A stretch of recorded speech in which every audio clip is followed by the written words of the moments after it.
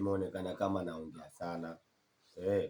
Yaani mimi nimeonekana kama nafoka sana yani kwenye kuzungumza ukweli. Sasa mimi nimekujia tena wewe mwanangu wa faida. Wewe mwanangu ndio maana nakuelekeza. Kama unaona fresh itia akilini maana yake muhimu. Umeona watoto wa kike? Watoto wa kike sisi tunawaambia mwalimu wao kipofu siku zote.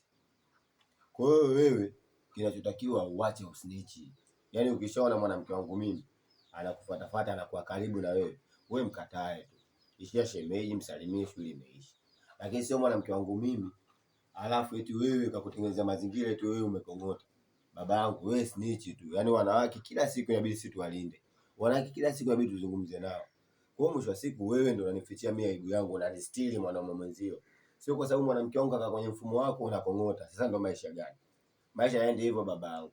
Wewe ukishaona mwanamke mwenzio hayupo sawa, hata kama usipomuelekeza mwenzio, kaa mbali na wewe mwanamke. Lakini sio wewe mwanamke wangu kaka kwenye mfumo, unasema mwanamke wangu mimi Arusha. Kakutaka mwenyewe.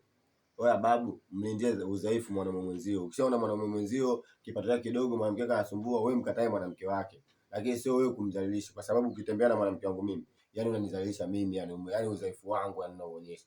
Babu, funguka, acha usnichi. Ukiona mwanamke mwenzio anakufuata mkatae, baki na ushemeji wake. Sio ushemeji analiwa. Ushemeji aliwi baba yangu. Mimi nawaelekezeni wanangu vijana, watu wanauana kwenye mapenzi. Sio mwanamke mwenzio wewe unatembea naye. Babu, unafeli unakufa kufa.